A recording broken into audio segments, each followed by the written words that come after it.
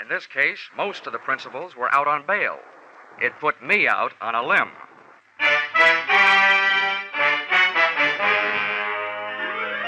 This is another in the adventures of America's fabulous freelance insurance investigator, Johnny Dollar, starring Charles Russell. At insurance investigation, Johnny Dollar is just an expert. At making out his expense account, he's an absolute genius.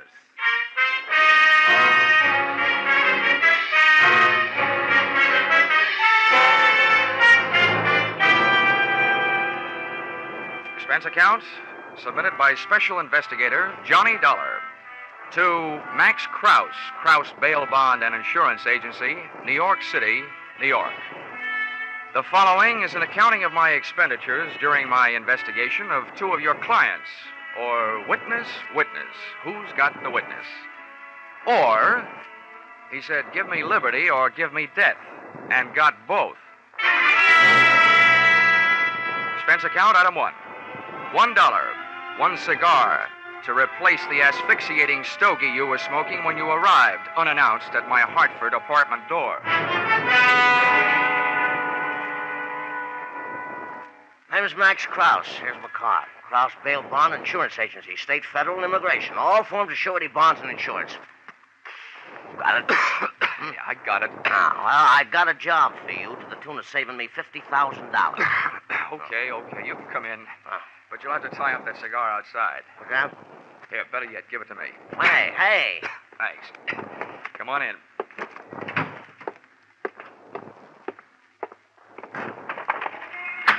Hey, what's the idea of throwing it out the window? That was an expensive cigar. Oh, can you think of a better way to get rid of it? It was killing me. Here, have one of these. Oh. Well, not the quality I'm used to, you understand, but much obliged. Forget it. They were a gift. Maybe I won't even charge you for it, if I go to work for you. Well, shall we find out if I will or not? Sit down. What do you know about Leo Persino? Just what I read in the paper. Did you put up his bail? I wish I had. Well, the bonds I put up were for two prosecution witnesses, know what I mean? Yeah. And they either took a run out, jumped from one of the bridges, or some of Leo's men put them out of the way, get me? Vaguely. They're gone. Yeah, that's right. And unless I can prove they're dead or find them, you understand, before the trial, which is a week from today, I forfeit the $50,000. 25 apiece, see my problem? Yeah. Tell me something, Mr. Krause. Why'd you come to me? I'll tell you why. To the police, these witnesses are only two names on a long list of missing persons. You up with me? Yeah. No. And as for private detectives, I could never be sure that one wouldn't make a deal with Persino and make more money not finding them than I'd be paying to find them. Get the point? Yeah. Well, what makes you think you can trust me? Oh, well, you were mentioned by one of the insurance companies I sell for. They tell me that you're straight, except for padding your expenses here and there. Hey, now, that's an insult. What's a little padding? I used to do the same with my old man when I was in grade school. That's kid stuff. You'll find out. What's that? I said I'll find out what I can. Who are these lost, strayed, or stolen witnesses? Nippy Cochran is one. Real name is Glenn. You hear? Glenn. Yeah. The other is Dan Patterson. I got their addresses, next to kin, you know what I mean? What else do you need? A big fat retainer, about $2,500. That's pretty steep. I've only got $1,000 with me. It just so happens that I'm a grand person to do business with, Mr. Krause. I'll take the $1,000.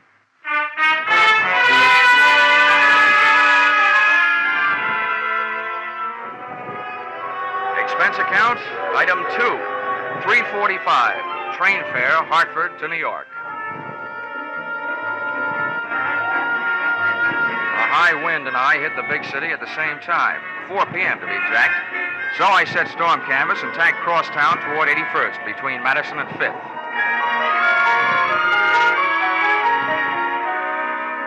One of the bits of information that had come with that $1,000 bit of paper was the fact that one of the missing witnesses, Nippy Cochran, had a sister, stage name, Mona Doyle. She'd been born in Hell's Kitchen, and she'd worked out her own little recipe consisting of brains, beauty, and cheesecake to cook up her own version of heaven on earth, including angels, Broadway type.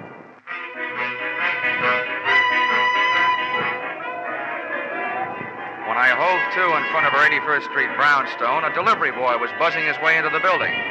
Not wishing to argue with Mona over the intercom system on the buzzer panel, I waited for the boy to come out. Caught the door before it closed. Thanks, Bub. Went in and up to a second-floor apartment.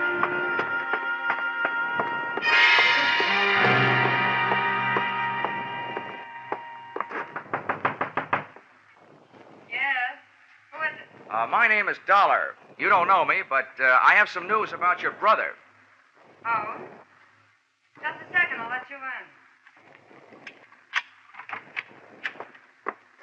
Come in. Thanks. What's this news you have about Nippy? Oh, well, the guy who put up bail for him, Max Krause, has hired an insurance investigator to look for him. Oh? Well, what am I supposed to do about that? Asked me to sit down. I'm the investigator. Well, you're awfully clever, aren't you? No, I hire a couple of radio writers to work these things out for me. Well, please do sit down. Thank you. Why did you do it this way? Didn't you think I'd let you in if I knew what you were? Well, lots of people are allergic to what I am. Well, I'm not. That helps. Do you know where your brother is, Miss Doyle? No. Now, could I fix you a drink? Does that mean that this is the end of our little discussion? Mr. Dollar, I don't know where Nippy is, believe that or not. I haven't seen much of him the last few years. He doesn't approve of me, and I don't approve of him. But that doesn't make any difference. What does is that if I did know where you could find him, I wouldn't tell you. I don't hate him enough to kill him that way. That way? Are you holding out for a choice? Hey, That was a nasty thing to say. well, that slap you handed me ought to make us even. Sorry. Don't you know what would happen if you found Nippy and brought him back? Well, I've heard that Leo Porcina has some quaint habits with people he doesn't want around. Something about wrapping their feet in a concrete block and lowering them into any handy river. But the law will give him protection until after the trial. What difference would that make? Even if Leo were convicted, don't you think he'd leave orders behind to take care of Nippy? Well, that could probably be worked out, too. Well, look, I wasn't hired to worry about that. I was hired to find your brother so my client won't lose his money. Well... Oh, this is a lousy way for two people to meet, isn't it? I wish it were different. What's that supposed to mean? I'd like to ask you again to have a drink with me. That wind has my nerves jumping. And you haven't helped. Be a good guy, won't you? With what she had to back up that invitation, I defy any guy, good or bad, to come up with anything but an acceptance. Unless he was crowded 70, and had a car double parked outside, and was married to a suspicious wife, who was waiting in the car. So, I stayed, and we learned to know one another. 20 minutes later, we were close friends. I knew it had to end, and it did. The door buzzer sounded, and Mona bounded over to the little button that controlled the lock on the downstairs entrance. Don't be shocked, Johnny. I brush off a lot of my admirers this way. The only thing I admire about you is the act you put on. It's a good one. I'm glad you enjoyed yourself. There was one thing I forgot to tell you about my brother. I can hardly wait. I'm all ears. He gave me everything I have. Without him, I'd have none of all this. Is it Nippy who's on his way up here? That isn't what I mean. All Nippy did was introduce me to Leo Porcina. That's who's on his way up. Oh, yeah. Well, blood may be thicker than water, but where you're concerned, it isn't thicker than champagne with ermine on the side. Hi, Leo. Come on in and see what found me. Well, what do you know about this? Who's he? Johnny Dollar, an insurance investigator, hired by Krause to find Nippy. Well, it's interesting. Yes, it is. Oh, boy. What are you going to say for yourself? Matter Harry there said everything there is to say, except that I'm also looking for the other missing witness, Dan Patterson. Yeah, I assume that. It's very apt, Mr. Dollar, that we should meet this way. Two men interested in the same subject. The subject was more interesting before you came in. I'll ignore that. Natural, what I meant was that I, too, am quite anxious to find Nippy and Patterson. Can I mix you a drink, Leo? No, leave us alone, Mona. Go in the bedroom. All right, Leo. And close the door, please. Now, man to man, Dollar, how do you propose to go about finding Nippy and Patterson? What would you suggest, Porcina? Dragging the rivers? Now, see here, Dollar, there's no need to take such a pessimistic view. I realize that an unfriendly press has endowed me with a reputation for violence, but I don't deserve it. I hope you aren't bucking to be canonized. That's a picture, isn't it? Saint Leo Porcina. Saint. Quite a sense of humor, Dollar.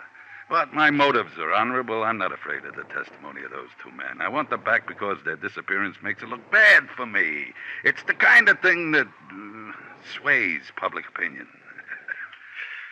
I got nothing against them. I'll believe that when I see the three of you enjoying a nice, friendly game of billiards. Well, have it your own way. I thought we could form a combination, you and me, to find the boys, but a combination's no good if I trust you and you don't trust me. Go ahead, Dollar. Bullet through alone. And good luck to you. Thanks, Leo. I've enjoyed your pack of lies no end.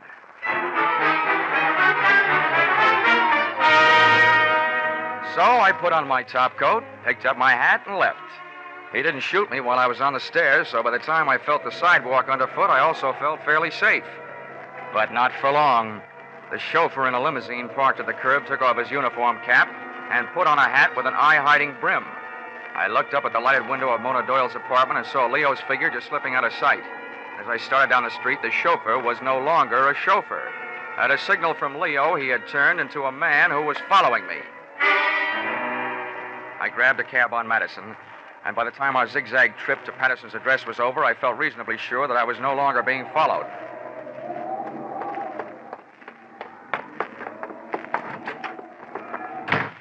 The hall was like a mine shaft and smelled worse.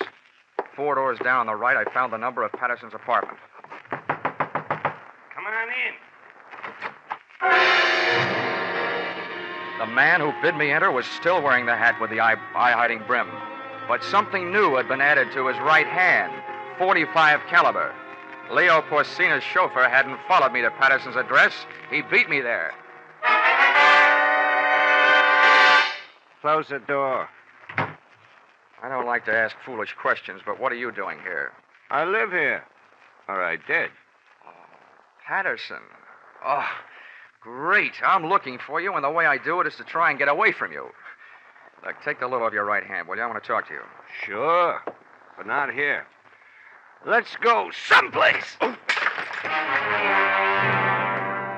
me, that someplace was out. But before I got there, I had time to pass myself a question. What better place for a missing witness to hide than the employ of the guy he was supposed to testify against? Then I found a hiding place of my own. It was nice and dark, but the only person I was hiding from was me, Johnny Dollar, America's fabulous insurance investigator. Fabulous indeed.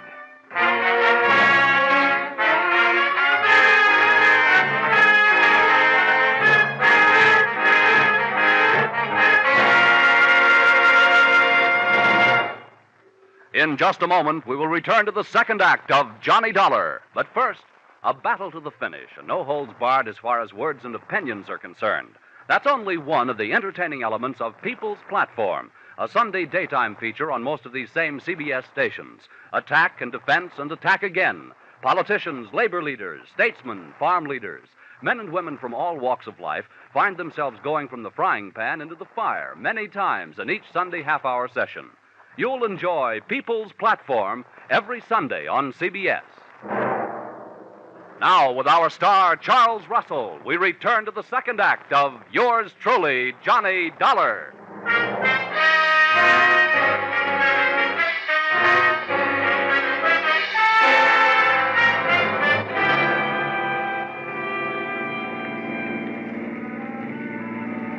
When my brain started the trip back from unconsciousness, I thought at first I had passed out in one of the tunnels. The air, what there was of it, was thick with the smell of burned gasoline. It was still dark, and it seemed like cars were going past me without headlights. Then I noticed that the tunnel was moving. It took me a long time to figure out that meant it wasn't a tunnel. It was a car, and I was on the floor in the back seat with a blanket covering me. It took 2 hands and all my strength, but I managed to lift the blanket away from my face. The first thing I saw was one of those old-fashioned speaking tubes that sometimes are used between a limousine's rear and driver's seat. It was hanging down, the mouthpiece a few inches from my head. But what was coming out of it was not noise, but that smell of burned gasoline, carbon monoxide. I didn't have to try them to know that all the doors were locked from the outside and that all the glass was unbreakable. From there, it took me only one short mental step to realize that speaking tube was connected to the exhaust pipe, and I was in the process of being executed in laughing Leo Porcina's private gas chamber. There's nothing so exhilarating as being slapped in the face with death. I wrestled a handkerchief out of my breast pocket, twisted it up into a stopper, jammed it into the tube, and clamped my hand over the mouthpiece. It didn't help the air any, but at least it wasn't getting any worse. Then I settled back to wait, trying not to breathe.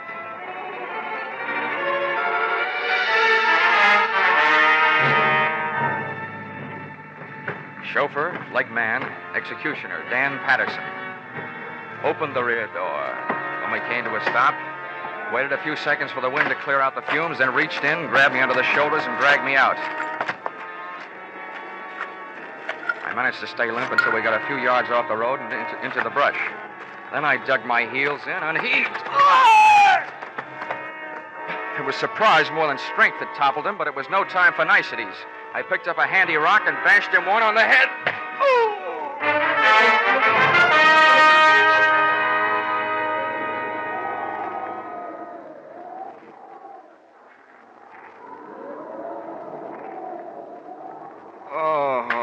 Come on, Danny boy, get with it. You'll catch your death of cold lying on this damp ground. Oh, $1. Yeah, $1, which probably makes you feel like 2 cents. Listen, I couldn't help what I did. With Leo, it's either do what he tells you to or get it done to you. Oh, save that pitch for the jury, will you? I want some answers. First, where are we? In New Jersey, about 40 minutes south from the city. Listen, give me a break. I'll help you all I can. I ought to break your head. And save your time and effort. There's nothing in that shoulder holster your hand is moving for. I've got it. Now, do I use it or do you tell me where Nippy Cochran is? I don't know. I swear I don't. You gotta believe that. If I knew, I'd sell the information to Leo for plenty. He wants him bad. Yeah, dream boy. I'll just bet you would. Okay, get up. Wait a minute. What are you gonna do? I was hired to find you and I found you, and now I'm gonna put you away where you'll keep. Come on, get up. Listen, maybe I do know where Nippy is. Why don't you and me? Patterson, I'll have to stop you. I didn't want to fire, but I had to, and fast, in the darkness. Aim was next to impossible, but I shot low. I guess it takes more lead than I threw into him to kill a guy who's so full of mental poison. Patterson was alive when I got to him, and alive and conscious when I left him in the hands of the nearest police doctor. Score, 1 up. 1 witness found and 1 still missing. Expense account, item 4, 50 cents. Toll paid to get Leo Porcina's lethal limousine across the George Washington Bridge and back into New York City. Expense account, item 5, 5 cents. Phone call soon after I got there. Yes? This is Dollar. Let me speak to Leo. Oh, Johnny. Yeah, sorry to disappoint you, but I'm alive and almost well. Johnny, I don't know what you mean, and I don't care what you think of me. You gotta help me. With what? Nailing my casket together? Nippy's in town. He killed Leo. Oh? Well, if it's true, that's a switch. All over the country, defendants are knocking off witnesses, but when I show up, the witness knocks off the defendant. I repeat, if true. It is true. I was with Leo. We went from here to his apartment. Nippy came in with a knife, and you gotta help me. I don't know what to do. Well, it's generally a good idea to call the police. Did you? Are you crazy? Probably. Where is Leo's apartment? Do you have to go over there? Well, why not? All right. Pick me up here. I'll take you over. Goodbye. Whether she was asking me or telling me, she was right. I must be crazy. I gave myself 10 to 1 odds that my journey would end in a trap. But I've been wrong before. Leo Porcina was in his apartment, all right, ungracefully spread out on the floor in front of a not quite clean white leather chair. There he is. What are you going to do? Knife wound, left side of chest. No signs of struggle. Where were you? I was in the other room. You didn't see it happen? No, I hardly heard anything. I didn't even hear Nippy come in. The radio was on. I heard a mumble of voices that didn't mean anything. Then Leo screamed, Nippy. I ran in then, and Leo was just falling, and Nippy was watching him go down. I wish I knew whether you were bawling because you're grief-stricken or because you're scared. I wish I knew a lot of things about you. Now, come on. Let's go back to your place. And maybe I can find out.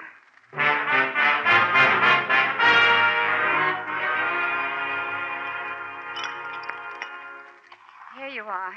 Johnny Walker for Johnny Dollar. Oh, thanks. Would you also say it's Johnny on the spot? I don't know why I thought I had the right to ask you to help me. Well, I didn't have anyone else to turn to. Oh, you ought to improve your dialogue. I'm not trying to be clever, Johnny. I'm petrified. Nippy knows I saw him. I'm the only one that saw him. If you could just stay with me until I could get out of town or until this is cleared out. If I could keep my eyes closed, I'd say you weren't worth it. What you're trying to tell me is that you're afraid Nippy will show up with his dandy little carving set and go to work on you. Is that it? Well, it's an awful thing to say about my own brother, but that's right. I'm afraid he'll kill me. He hates me. He blamed me when Leo kicked him out of the combination. Was he right? Of course not. But I couldn't make him believe me. He swore he'd pay us off, and he did. He sold the information that got Leo indicted, and now he's killed him. You know, that's an interesting point. That he'd go to all the trouble to turn state's witness against Leo and then kill him. Why would he do that? I don't know. What you started to say was to make it look as though you killed him, wasn't it? Yes. He'd do anything to hurt me. Johnny, if you only knew. Hold it. Never mind the dust in my eyes, gorgeous. To frame you, Nippy would have to supply you with a motive.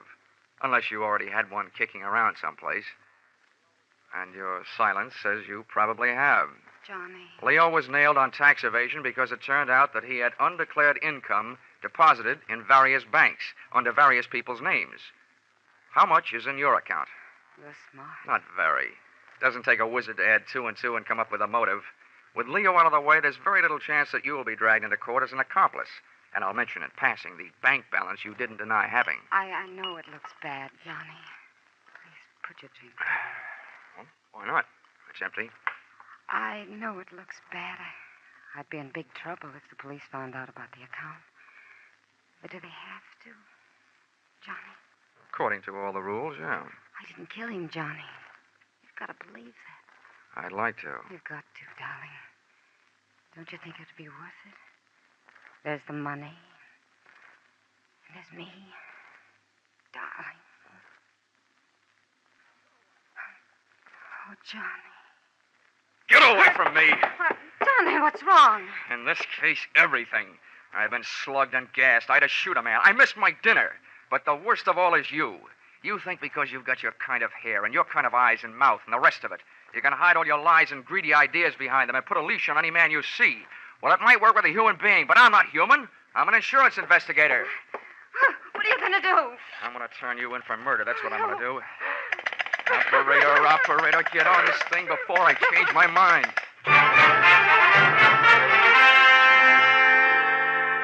Mona didn't really turn on the tears until 2 men from homicide took her and tucked her into a squad car. And I didn't warm up to my story until the press arrived.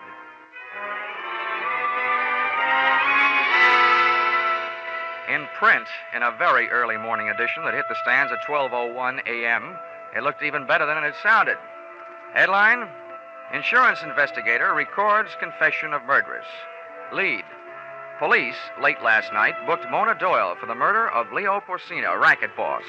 In an exclusive statement, Johnny Dollar, Hartford, said he was able to record the voluntary confession of the shapely knife killer by means of a tape recorder and a microphone concealed beneath a sofa, thus lifting the suspicion from her brother, Glenn Nippy Cochran, who has been sought for the slaying. The wind was dying, and so was I by the time I got back to my hotel, after making one stop at an all-night drugstore for expense account item 7, $1.79 adhesive tape, which might be classified as an odd item, since I didn't, as yet, have any broken bones.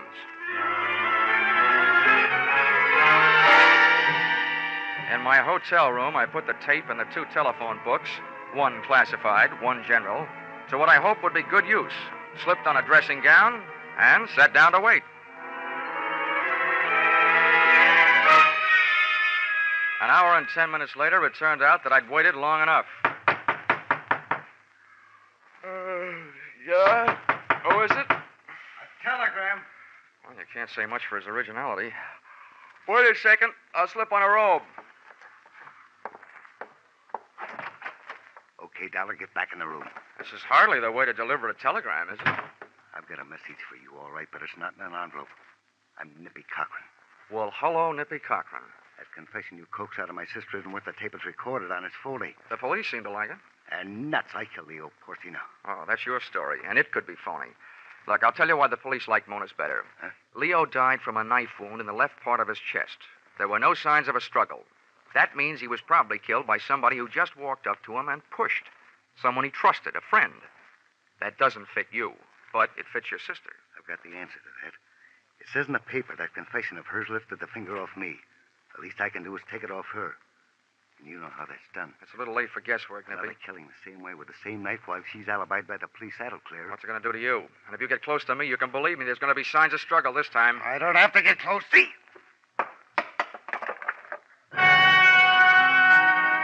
The knife came from the usual place in his collar behind his head. His aim was perfect. I felt the shock just over my heart. But the telephone books I'd taped to my chest called his number. The knife bounced off, and Nippy stood there with his mouth hanging open. Then I found something to throw. Something I could aim just generally. A chair. He stumbled back from the impact, and before he could collect his wits or his balance, I let him have a barrage.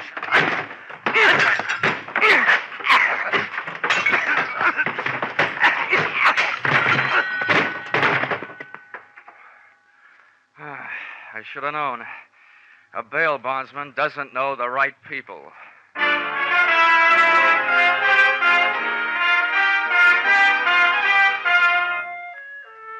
Expense account item 8. $15, doctor fee. If it wasn't worth it to you, it was worth it to me to get that adhesive tape off by using alcohol instead of violence. Expense account item 9, $28.50. Replacement of hotel room furniture broken in final brawl. And expense account item 10, if you don't mind, $367.25. See enclosed bar, cafe, and theater receipts. Buying my way back into the favor of the magnificent Mona. Oh, and you may ask me how I was clever enough to know that she was innocent all that time. I didn't. But I could hope, couldn't I? Expense account total, original retainer not returnable, $500.71. Signed, yours, truly, Johnny Walker. I mean, Dollar.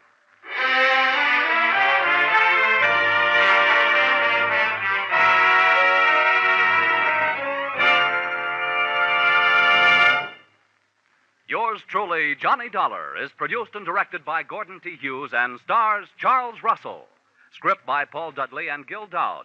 Featured in the cast were Ed Mack, Paul Dubov, Sidney Miller, Jim Nusser, and Georgia Ellis. The special music is written and conducted by Wilbur Hatch.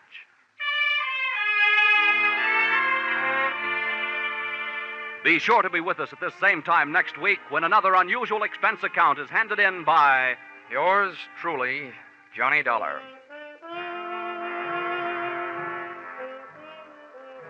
It's fascinating, it's challenging, it's something unusual in radio fare. Yes, that's what folks are saying about CBS's popular Sunday program, Invitation to Learning. You'll renew old acquaintances in literature. You'll make some exciting new ones when you make a Sunday afternoon listening habit of CBS's Invitation to Learning. Remember the time every Sunday afternoon over most of these CBS stations. Stay tuned now for Vaughn Monroe and his Caravan. They follow immediately over most of these CBS stations. Paul Masterson speaking. This is CBS, the Columbia Broadcasting System.